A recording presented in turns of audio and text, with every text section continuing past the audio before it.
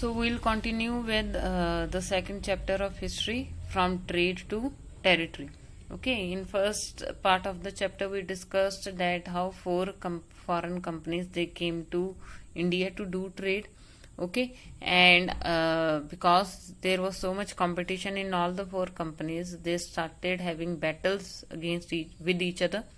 Okay, and afterwards Britishers they came out to win all the battles, and they were able to control the trade in India. Most of the trade, foreign trade, was controlled by East India Company, English East India Company in India. Okay, and like how they wanted concessions from the Mughal emperors or the governors of the state, we discussed about that. We discussed that what was the problem in Bengal, that they started misusing their privileges.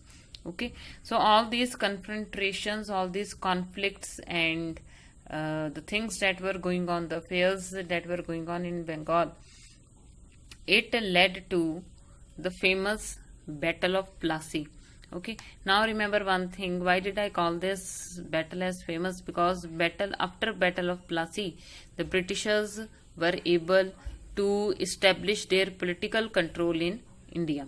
Okay, so when Ali Vardi Khan, the second Nawab of Bengal, he died in 1756, Sirajuddaula, he became the third Nawab of Bengal. Now the company was worried. Company means English East India Company.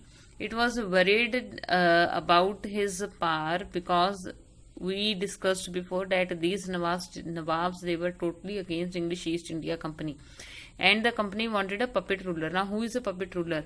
Means a ruler, puppet, like it is a toy which can be controlled with strings. So it refers to a person. Puppet ruler means a person who is controlled by someone else. So the English East India Company wanted that there should be such a ruler which could become a puppet ruler in its hand, and whatever it wanted to do, the ruler should do those things only. Okay, so puppet ruler would give concessions without asking anything, and other privileges to the company. Okay, so it tried to establish a puppet ruler in Bengal, because when Sirajuddaula had to become Nawab, one of his other relative was also in the race of becoming Nawab, and company wanted to help that rival of Sirajuddaula. Okay, but Sirajuddaula became the Nawab himself. Okay, his rival was not able to become the Nawab, and this infuriated him, means he became angry. And Sirajuddaula, he asked the company to stop meddling in the political affairs of his dominion, means he told the English East India Company to stop interfering in the political affairs of his kingdom. He told them to stop fortification, and he told them to pay the revenues. Okay, and meetings were held in between the officers of English East India Company and Sirajuddaula, but those negotiations, those meetings failed, and Nawab he marched with 30,000 soldiers to the English factory at Kasim Bazaar in Calcutta. Okay, and he captured the he arrested the company officers, he locked the warehouse, he disarmed all Englishmen. Disarmed means he took away their weapons. Okay, and he blockaded English ships. The ships were blocked in the sea by his army, by his navy there. Okay, and then he marched to Calcutta to take control of company's fort there. Okay, and he was able to take control of the fort. What happened that this news reached Madras, where another factory of English East India Company was already there. Okay, and the officers they sent a British army, they sent English army under the command of Robert Clive, and not only that, even navy went from Madras to Calcutta to help their officers there. Okay, the British navy, and negotiations were again held with Nawab, but they were not fruitful. The negotiations failed. Okay, and finally in 1757 Sirajuddaula he led his company's army against Sirajuddaula in the Battle of Plassey. Okay, and one of the main reasons the Nawab was defeated, English East India Company won the battle. One of the main reasons for defeat of Nawab was that one of his commander, Mir Jafar, Sirajuddaula, he relied totally upon Mir Jafar. Okay, he believed in him. But Mir Jafar's soldiers, they never fought in this battle. Why? Because Robert Clive had secured Mir Jafar's support. He promised that once Sirajuddaula was removed, he will make Mir Jafar as the Nawab.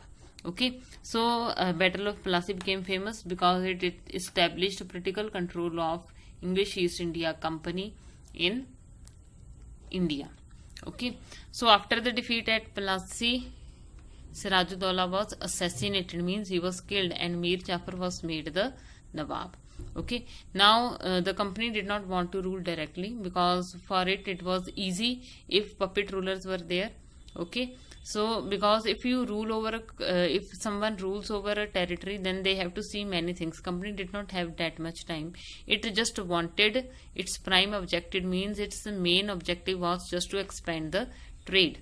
Okay, and if this could be done without any conquest, without any wars, with the help of local rulers, then it would be very easy for the company to do trade. Okay, that is why the company was not willingly to take over territories directly. Okay, but soon after the company discovered that it was not easy even having puppet Nawabs or puppet rulers, because these Nawabs, they were not always helpful to the company. Okay, and because these Nawabs, they had to maintain basic appearance of dignity and sovereignty, means their own control. They had to show their own control also in front of their subjects, in front of their people. Okay, otherwise their own people would not respect them. Okay, so what happened, that English East India Company, it deposed Mir Jafar, means it removed Mir Jafar from Nawabship and installed Mir Qasim as the next Nawab. But when Mir Qasim complained, okay, then again a battle was held, that is Battle of Buxar in 1764. Mir Qasim had to leave Bengal and Mir Jafar was reinstalled as Nawab. Okay, now Mir Jafar had to pay rupees 5 lakh every month, but company wanted more money because it wanted to do more trade, it wanted to pay salary to its officers, to its soldiers. Its expenses were increasing. Okay, so company wanted more territories and more revenue now. Okay, Mir Jafar, he died in 1765. Okay, Mir Jafar died in 1765, and by this time company's mood changed and now they wanted to become Nawabs themselves. Okay, so 1765, the Mughal emperor, he appointed, whosoever was the Mughal emperor at that time, he appointed the company as the Diwan of the provinces of Bengal. Now at that time, remember one thing, okay, all of you write down in your notebooks. At that time, Bengal included 3 regions. One was Bengal, second Bihar, and third Odisha. Okay, so these 3 regions came under the province, that is the state of Bengal, and these 3 regions revenue was to be taken by the Diwani rights were given to the English East India Company, means now the revenues of these areas were to be collected only by British East India Company and no one else. So this solved a major problem for them because they started getting more and more money. Okay, earlier they had to bring gold and silver coins because at that time paper currency was not there. So they had to bring money from their own country, and it drained out the British wealth in India. When they had to buy goods, they had to bring money from their own country. Okay, so Britishers felt that the money of their country was being drained out to India, was being given in India. So they wanted that more and more territories should be under them, so that they could take revenue and use that money only. Okay, so now the revenues from India, it could finance companies' expenses. Okay, so these revenues were used to purchase cotton and silk textiles. They were used to maintain companies, troops means soldiers, and to meet the cost of building companies, forts and offices in Calcutta.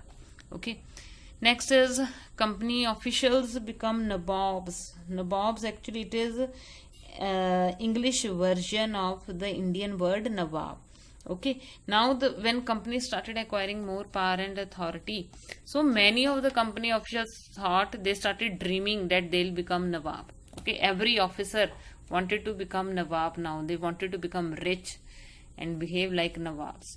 Okay, so after Battle of Plassey, when Battle of Plassey was held after the defeat of Bengal, the actual nawabs of Bengal were forced to give land and vast sums of money as personal gifts to company officials. And Robert Clive, he amassed a fortune in India, means he collected lot of wealth in India. Okay, he had come from Madras, and he had come to Madras from England in 1743, and he was only 18 years of age at that time, and he left India in 1767, and by the time he left India he had made a fortune of more than 4 lakh pounds. He made so much money. Okay, and he was appointed governor of Bengal in 1764, 3 years before he returned back, and he was told by the company administration, by the British Parliament that he should remove corruption in company administration, but he himself amassed so much wealth by taking money from here and there. Okay, though a case was filed upon him, the British Parliament was suspicious of his vast wealth. Okay, but he was acquitted, means all the charges that were made on him, they were removed, but he committed suicide in 1774. Okay, so but all the company officials were not able to amass, to collect that much wealth as Robert Clive. Many officers, they died early age in India due to diseases or wars. Okay, and all of them were not corrupt and dishonest. Okay, many of them, they came from humble families. Their wish was to earn enough money in India, return back to Britain and lead a comfortable life. So those people who earned a lot of money, they started flashing that money, showing off that money, flaunted their riches, showed off their money and wealth and their rich life afterwards in British society. Okay, they were called nabobs. Nabobs means angelicized. Angelicized means English version of Indian word nawab. Okay, and they were called upstarts and social climber, means who suddenly got so much of wealth, and they were ridiculed, they were made fun of in British society, like in plays and in cartoons, in newspapers and magazines. Okay, then next is company rule expands. How did the company expanded its rule? Now if we see like 100 years of expansion of company from 1757 to 1857. Okay, during this time period, many main aspects are there. Okay, the company rarely launched a direct military attack on an unknown territory. It was not that everywhere company went into war and controlled the territories. Okay, in many parts it used political, economic or diplomatic methods to extend its influence before annexing an Indian. Annexing means controlling an Indian kingdom. So everywhere it did not use its military, it used political, economic and diplomatic methods. What were they? We'll read further. Okay, so after Battle of Buxar in 1764, company appointed some of the officers as British residents in Indian kingdoms. Now these British residents were appointed as a person who had to give advice to the kings or the nawabs. Okay, and but the main interest of these British companies was to increase the interest of English East India Company. Okay, and to do everything for that. Okay, so these British residents, they started interfering in internal affairs of those kingdoms, and they went into so much of interfering, like they started deciding who would be the successor to the throne if a king or nawab died. Okay, and who would be appointed at which administrative post means if the king had to appoint a minister or a general or anything, he had to take advice, suggestions of these British residents. So every kingdom, in many kingdoms, British residents were appointed, and whichever in whichever kingdom these residents were appointed, they were forced into subsidiary alliance. Now remember one thing. Subsidiary, it means that when something is forced upon you, when you are controlled by someone else. Alliance means friendship. So it was such a friendship in which the Nawabs and the kings were controlled by the Britishers only. They could not do any decision in their own kingdom. Okay. And under this subsidiary alliance, they were told that they have to remove their army. Okay, they were not allowed to have their own army. They were told that you will be protected by British army. Okay, and so their independent army, they could not have their own independent army. They were told that you will be protected by British forces, which were called subsidiary forces, and the king himself had to pay salary to these British officers and army that were there in his kingdom. Okay, and if they failed to make payment to them, then a part of their territory was taken away by the Britishers. So slowly and slowly, in this manner, Britishers, like without doing any war, they started controlling many parts of many kingdoms through subsidiary alliance. Okay, example here is Richard Wellesley. He was Governor General of India from 1798 to 1805. When he was the Governor General during his period, the Nawab of Awadh, his name was Shuja-ud-Dawla. Okay, this is his picture. Nawab Shuja-ud-Dawla of Awadh. Don't confuse him with Siraj-ud-Dawla. Siraj-ud-Dawla was Nawab of Bengal and Shuja-ud-Dawla was Nawab of Awadh. Now this Nawab of Awadh was forced to sign subsidiary alliance, and when he was not able to make the payment to the subsidiary forces, then a major part, half of his territory, was taken away by the company in 1801. Similarly, Hyderabad was also forced to give up, cede means give up, territories on same reasons. Okay, I'll ask you questions in the end because I have to discuss one more topic here, that is about Tipu Sultan, who was known as Tiger of Mysore. Okay, now it was not that the company could use diplomatic political methods everywhere. Somewhere it had to fight wars also directly. Military confrontations were also held in such areas where the rulers were very, very strong and they did not give in to the demands of the Britishers. And one such kingdom was Mysore. Now Mysore was actually, in reality, it was ruled by Wadiyar kings.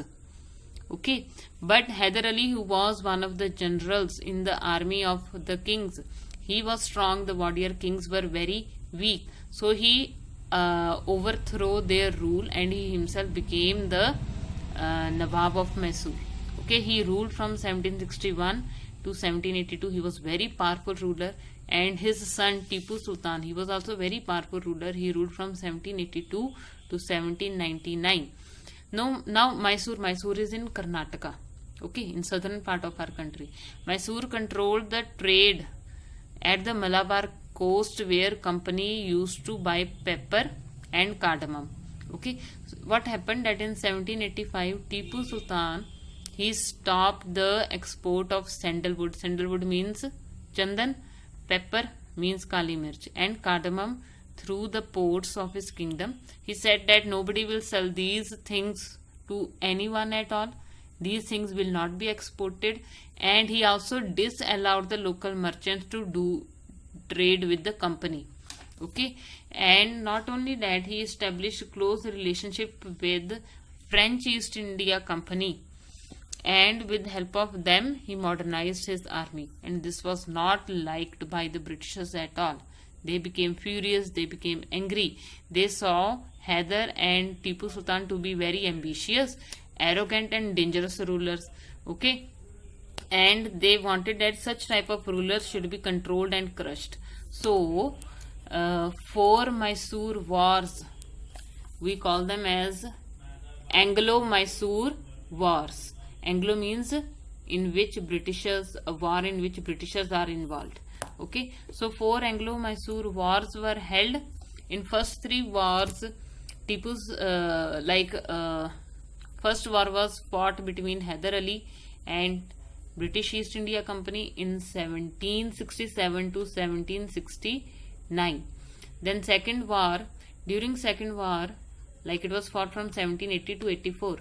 Hyder Ali died in between in 1782 and his son became Nawab, and again Mysore was the winner. In third war 1790 to 92, though Mysore were the winners, but here he was, because due to some of the part of his territory were won by Britishers, East India Company. Why? Because at that time they were helped by Marathas and Nizam of Hyderabad. Okay, these three armies, they went to war together against Mysore, Marathas, Nizam of Hyderabad and the company. Okay, so Tipu Sultan, he was forced to sign a treaty with the Britishers. He was told to pay a large amount of money as damages done to British army. Okay, so, and not only that, he was forced to give away his two sons. This picture has been made by a British painter, okay, showing that he had to give his two sons as hostage to the Britishers. Means if his sons were with the Britishers, then he will not fight any other war with the Britishers, and he will work as according to the instructions given by English East India Company. Okay, but again he went on a war. He could not take this disrespect shown to him by the Britishers and other rulers of India. Okay, so he again went to a war, but in this fourth war, this is called Battle of Srirangapattam, he died defeating his capital, he died defeating his kingdom, and ultimately the company was able to win a victory. Tipu Sultan was killed in his capital Srirangapattam, and the Wadiyars who were ruling in the starting in Mysore, they were made the kings again, but subsidiary alliance was imposed on them. Okay, now there is a legend on Tipu Sultan, you will read yourselves, and there is this Tipu Sultan, there is this toy tiger of Tipu Sultan, read about. Okay, further part will continue.